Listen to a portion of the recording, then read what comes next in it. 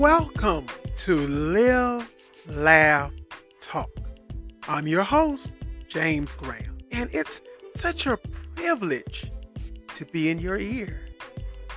In this episode, we will begin with the topic entitled, How to Deal with the Loss of a Pet. Then we will transition to our segment, How Did We Get Here? Followed by our hobbies and special interest section, and then conclude with our sunflower message. Do you have something that you would like to share? Maybe it's a show idea, or maybe it's an issue you'd like to discuss. Please email us at admin@livelaughtalk.com. That's admin at livelaughtalk.com. In addition, if you're listening on Spotify, you can add a voice memo, and we can get those messages as well. In addition, you can leave comments and participate in our poll. Also, wherever you listen to the podcast, please follow us. We want to do that so that you're notified of the new episodes when they're released. The topic that we will begin with today is entitled, How to Heal from the Loss of a Pet. Darkness, loneliness, pain. These are three words that, though strong, fail to describe the loss of a pet. To say it is like losing a family member still doesn't seem to sum up the loss. Why do we allow ourselves to get so close to creatures with lifespans that's only a percentage of the length of ours? Maybe because we just can't help ourselves. Anatole France stated, until one has loved an animal, a part of one's soul remains unawakened. There is truth to that statement. We have a cell, hormone, or trait that draws us close to creatures that we name. For some, have birth certificates and clothes. Thus, the loss is deep, and it pierces the soul. Sadly, there are few words of comfort. Friends and family may try, but their words come out empty. You may hear words like, so why don't you get another one? My response to that is, well, I didn't lose my Chevrolet. What I lost had a personality. It had feelings. It had my heart. Another just does not replace the pain. I've lost many pets in my lifetime. If you live long enough, you get to the point in life that you bury people and pets you've loved. The last two I lost were the hardest. Maybe because they were the closest in time. They were the last two. But I think it's deeper than that. One, because she was so young.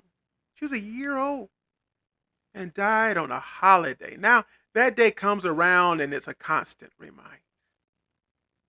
The other, because he had the most human qualities I've ever seen in a dog. I'd gotten him when I was going through one of the most difficult times in my life, and I don't know which one of us rescued the other. He passed 6 months before my mother, which was devastating, to say the least. I eventually wrote this in my journal. When you, my beautiful baby boy, left me, I concealed my words around others because I felt they wouldn't understand. I couldn't work. I couldn't eat. I couldn't sleep. My Princeton, you were so young, 8 years old, and died from multiple idiopathic seizures, which led to heart arrest. Losing you was the most painful thing in my life. I miss you, and time has not healed the hole in my heart. I miss the pitter-patter of your little feet. I was with you through your 18 continuous seizures while in the emergency room. And my baby, you are not alone. Please know that.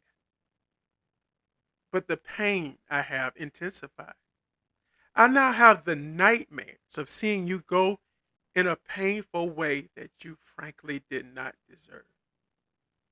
The pain of watching you leave me has been overwhelming too.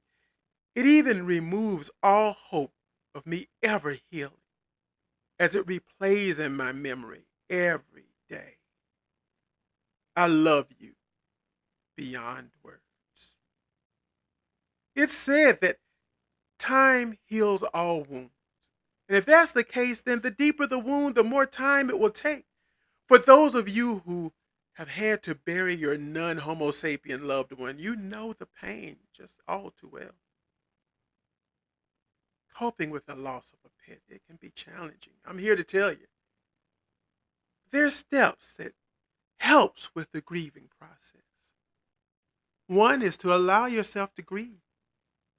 It's natural to feel sadness, anger, even guilt when you lose a beloved pet. So we have to give ourselves permission to grieve and express our emotions. Others just really may not understand. Those who don't have that love for animals, they'll never get it. And we can't make them. But we have to give ourselves that time. Create a memorial. Consider creating a memorial tribute to your pet. Me, I have mine, their footprints in a little block, their little paw prints. Also, Princeton, I have his ashes and jewelry. But you can have a photo album. I have many thousands of pictures of my pets. I've put them in digital scrapbooks. You can even plant a tree in their honor. I've never done that, but that's wise advice. We can reach out for support. Talk to friends and family who understand our bond with our pet. And sometimes sharing your feelings can be very therapeutic. That's why I'm doing this podcast right now. It's therapeutic for me, but I'm hoping that it will also be therapeutic for someone else who's out there listening. We can join a support group. There are online and in-person support groups for pet loss where you can connect with others who are going through similar experiences. We have to remember to eat well, get enough sleep, engage in activities that brings us comfort and joy. Because if we take care of our physical and emotional well-being, that's going to be essential during this most difficult time. Keep small mementos of the items that remind you of your pet, like their collar or maybe a favorite toy of theirs. Some people find it comforting to volunteer at animal shelters or donate to pet-related charities in memory of their pet. Again, we have to give ourselves time. It's a process. We have to be patient with ourselves. Allow to heal at our own pace. Even seeking professional help, if it's overwhelming, that's wise advice. And maybe in time, when you're ready, you can think about adopting another pet. Of course, it won't replace your lost loved one, but it can help fill the void, bring new joy into your life because each pet has a different personality. We have to remember that each one of us will grieve differently. There's no right or wrong way to cope with a loss, but our feelings are valid, and it's okay to mourn in our own way. I give this episode as a gift to those who hurt, to know that you are not alone. Many of us know that pain and have experienced it more than we wish to share. But as mentioned earlier, this episode is also a gift to myself. Hopefully, all of this will prove to heal me as well while I share my thoughts with you. With the loss of Princeton that I mentioned, the pitter-patter of little feet tripled. I now have 3 Yorkies named after him. They're all P in a ton. I have Paddington, Peyton, and Pennington, all named P in a ton after their brother Princeton. The same young lady who made the show swag you can buy on Etsy painted the picture you can see of him on this episode's artwork. See, that's all how I cope. Yet tears fell every minute of this recording. I miss him so. And I'm sure you in the listening audience, you've had this pain as well. Although I can attest to the pain, I can also attest to the power of prayer, along with the steps given in this segment. All of these things will help us cope and one day heal.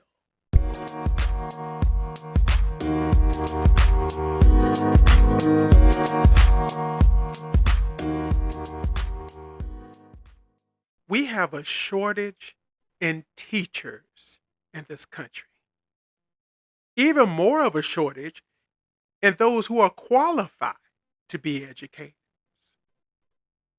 This has led to a generalized decline in literacy, the faltering international performance of American students, an inability to recruit enough qualified college graduates into the teaching profession, a lack of trained and able substitutes to fill teacher shortages, unequal access to educational resources, inadequate funding for schools, stagnant compensation for teachers, heavier workloads, declining prestige, and deteriorating faculty morale.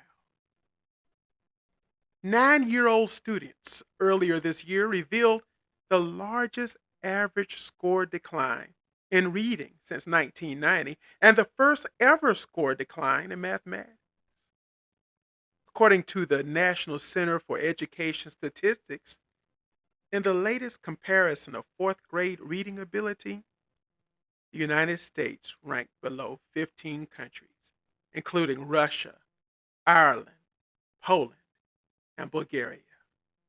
Now, we as a nation have to stop and think about this because when it comes to ranking us against other nations, if this was a sport, people would be fighting. If this was a basketball game and we were behind Russia, Ireland, Poland, or Bulgaria, or we were figure skating, these coaches wouldn't be around anymore. But since it's education, since it's our teachers that's teaching these students and they're ranking well below other nations, nobody seems to care as much. Nobody's getting fired over this. See, as Americans, we don't rank education as high as we do athletics. If we did, there would be academic scholarships that match those of the athletes. There would be money given to those who are academically inclined. Whereas there's not. That goes to the athletes because that's what brings money into the schools. That's what put people on television. That's what gets us watching on Sunday. So the importance of academics is lost. Doris Santoro, a professor of education, stated regarding the morale of public school teachers that teachers are not only burnt out and undercompensated, they are also demoralized. They're being asked to do things in the name of teaching that they believe are miseducational and harmful to students and the profession. What made this work good for them is no longer accessible. That is why we are hearing so many refrains of "I'm not leaving the profession, my profession has left me." And we see such in states like Florida, where teachers are being told what to teach. They've lost the autonomy of the classroom. And they're being told what to teach because there's a growing regime that only wants certain things taught, or they want things taught the way they would like to hear it. And let's not hide behind it. A lot of this has to do with sexuality, and much of this has to do with racism. So teachers can't teach what actually happened on slave ships. They're being taught or told to teach that slavery was a way of gaining skills. Well, any teacher that is worth their salt knows better than that. But see, they don't have the autonomy they once had. They can't teach their classroom just frankly the truth. Because if slavery was about skills, why weren't people paid? Why weren't they solicited and brought over to the country to help build and given financial aid? But we're not going to get into all of that. Our goal, not at this time anyway, but our goal is to talk about why we have a lack of teachers. And that's one of the reasons. It's listed by New York Statistics that reasons as such that we've just discussed is a reason why we're not seeing young people looking to go to college and become educators. They're not paid enough, they're demoralized, and they can't teach truths. We find that there are at least 36,000 vacant positions, along with at least 163,000 positions being held by underqualified teachers, both of which are conservative estimates of the extent of teacher shortages nationally, and especially in southern states like Mississippi, Alabama, Georgia, Florida, where there's very high vacancies. These declines in the numbers of qualified teachers take place in an environment of stagnant or declining economic incentives. Wages are essentially unchanged in the last 20 years after adjusting for inflation. Teachers have about the same number of students, but teacher accountability reforms have increased the demands on their positions. According to the National Center for Education Statistics, the number of students graduating from college with bachelor degrees in education fell from 176,300 in 1970 to 85,058 in 2020. In a study of teachers' salaries, a research associate at the Economic Policy Institute found a growing gap between the pay of all college graduates and teacher salaries from 1979 to 2022, with a sharp increase in the differential since 2010. In 1979, the average teacher weekly salary was about 23% less than other college graduates. By 2010, teachers made 25% less than other college graduates. And by 2022, teachers made 32.9% less than what other graduates made. Now let's look at that in real numbers. If an average graduate made $2,009 a week, a teacher was making $1,348 a week. They got the same education, they're not getting the same pay. And these gaps play a significant role in determining the quality of teachers. Well, why would that be? Well, because one who is qualified, who's getting the grades, who's above average in school, is not even thinking about making less money teaching individuals than he could if he was out doing something else. As a matter of fact, the morale of teachers has gone down as a result. The prestige of the occupation.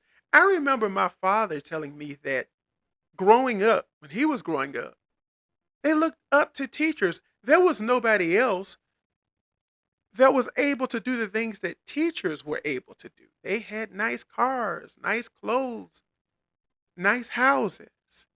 And this was at a time when there were Jim Crow laws. But these individuals were able to take care of themselves in a nice way. So people thought about going to school and becoming an educator. Well, I want to be like that person over there. But now, if you tell somebody that you're going to educate, that you're becoming a teacher, they look at you with confusion. As a matter of fact, they will look at you and even say, well, why are you doing that?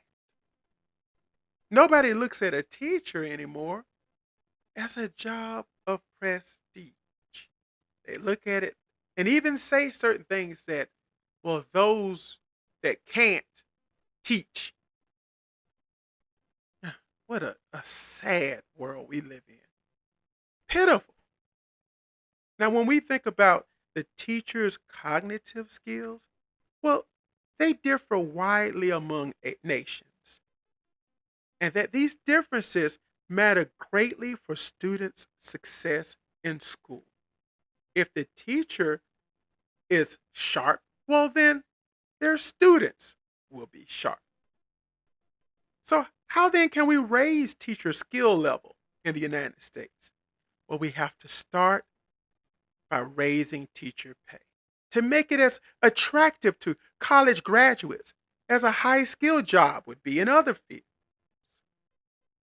A New York statistic of track trends states on four interrelated constructs, those four constructs being professional prestige that we mentioned earlier, interest among students, number two, three, preparation for entry, and four, job satisfaction for the last 50 years has seen a rapid decline. Actually, in the 70s, it was more rapid than at any time before that. Then there was a swift rise in the 80s, relative stability for 2 decades, and right now we're seeing a sustained drop in those four things. That's professional prestige of our teachers, interest among students, preparation for entry, and job satisfaction. Right now, the current state of the teaching profession, those four interrelated constructs, is at or near its lowest levels in 50 years.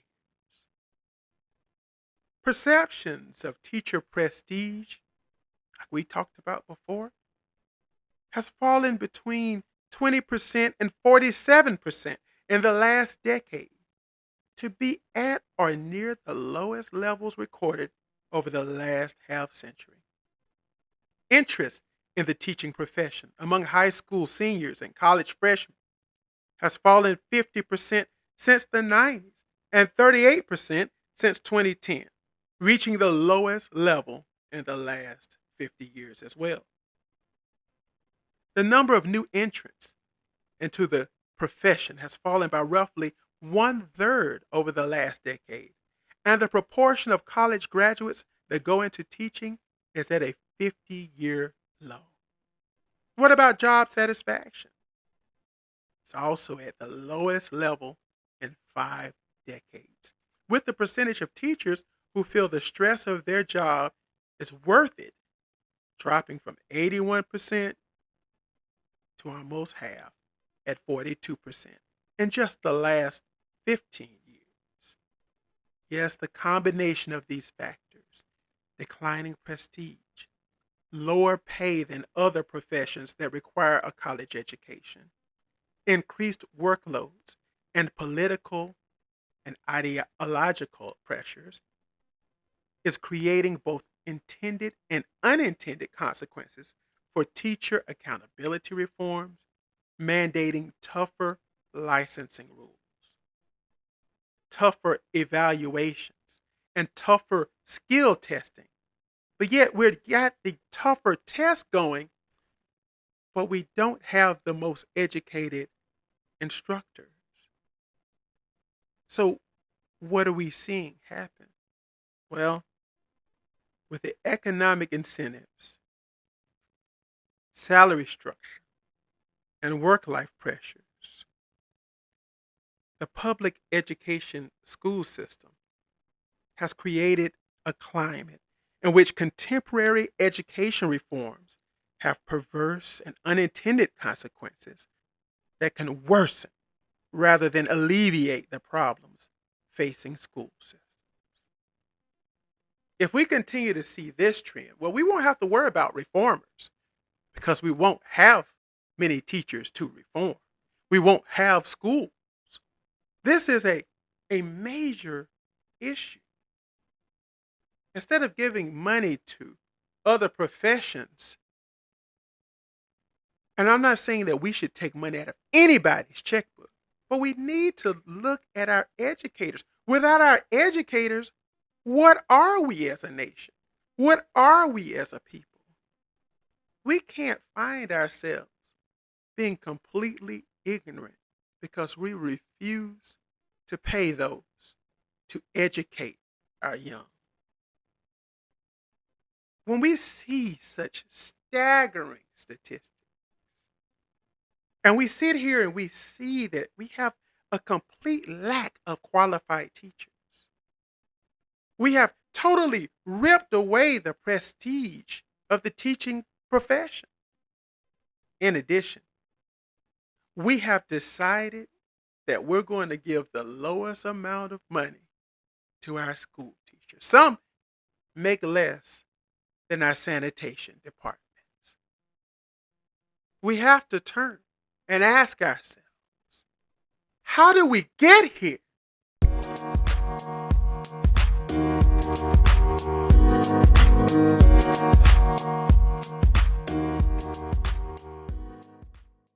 Our special interest and hobby for this segment is drone flying.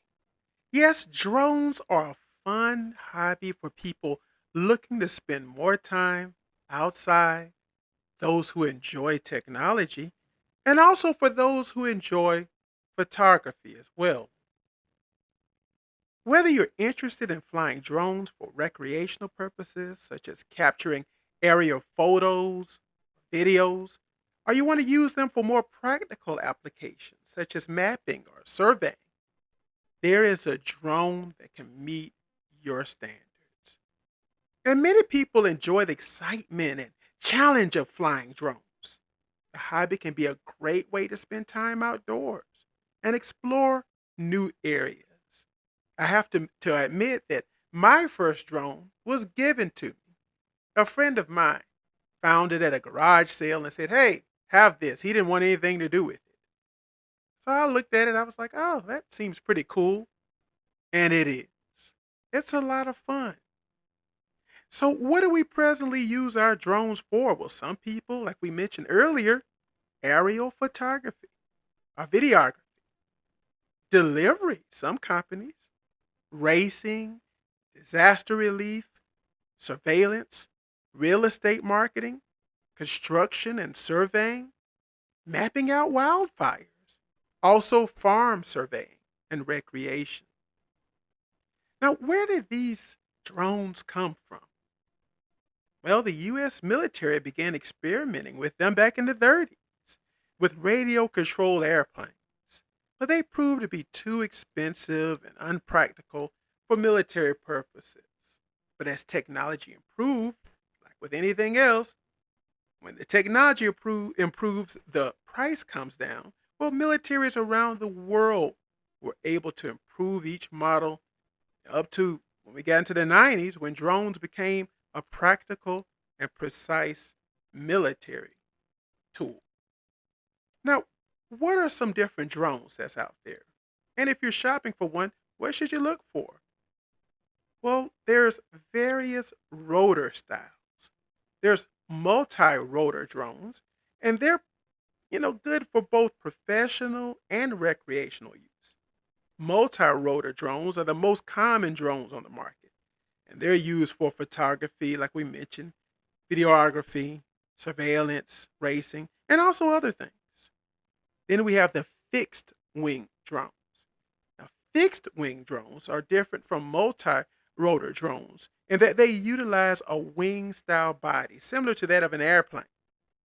They are remote controlled and battery operated with a typical operating time of several hours. Fixed wing drones are typically used for commercial purposes like surveillance, mapping.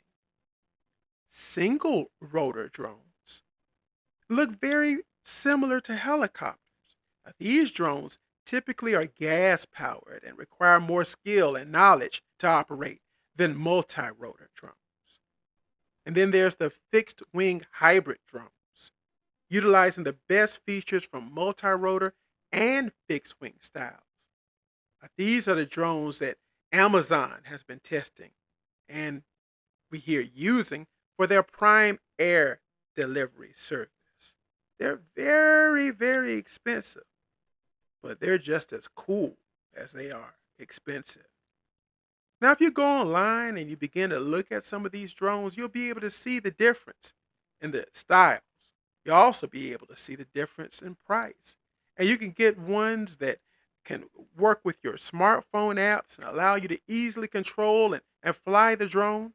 And it's suggested that you start off small. Don't go out there and get the most expensive drone that you can find.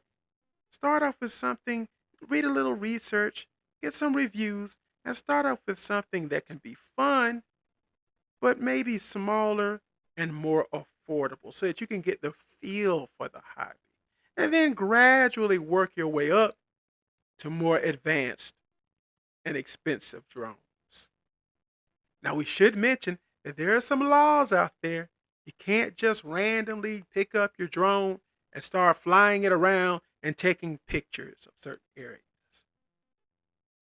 These laws are constantly evolving and vary greatly depending on your location.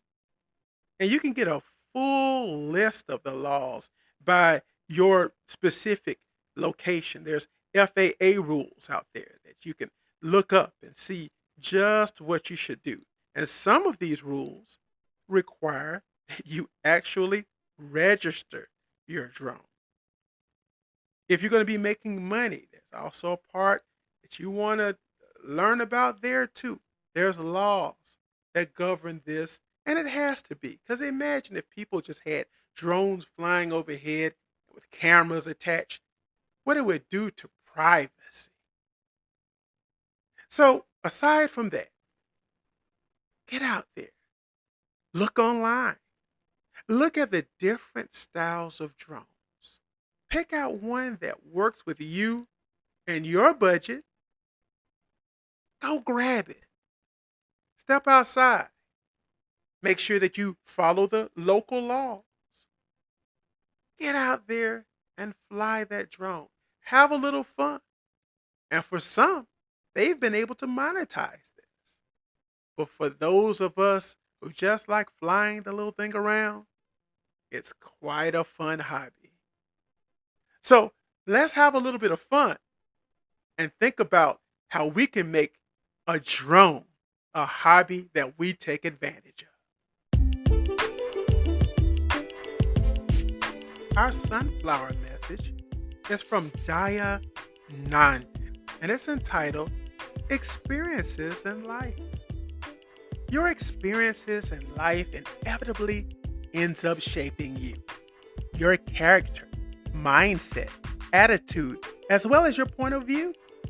It's your choice whether to let it shape you into a stronger person or to let it bitter and break you, causing your negativity to worsen. A wiser you or a bitter, more broken you, the outcome is your choice. For the person you become depends on your mindset and your heart's choice. So choose your battles wisely and direct yourself to positive experiences in life, or too many negative experiences will stab your self-esteem with a knife. Just as too many breakups might make you lose faith in love, or too many setbacks might make you lose faith in the plan of God above. Experiences will change your outlook in this window of life that you live, ranging from an abusive person to a generous individual that loves to give. So try to get things right the first time you attempt anything. Do your research, be analytical, and hardworking at almost everything. Be it attempts in love, presentations, working tasks, or battles in war, do your best to succeed that depression does not walk you out the door. You will experience failure at some point, but keep it at a minimal degree and learn from the mistakes that are made. That is the magical key. Have a positive mindset and carefully plan each attempt at life's tasks so that you can succeed often in the many demands that life asks. On Cash App, $Live Laugh Talk, and on Twitter at Live Laugh Talk, or also on Spotify, you can just press the donate button to support our podcast. Also remember to get your swag. Go online at Etsy.com, type in "How do we get here?" and you will see beautiful t-shirts, coffee mugs, tote bags, and more on the way. Also remember to give us the highest rating on your podcast platform and tell your friends, family, peers about us. That's the way we grow, and we need you. This is James and George's baby boy signing off. And as you know, I can't wait to talk with you again soon.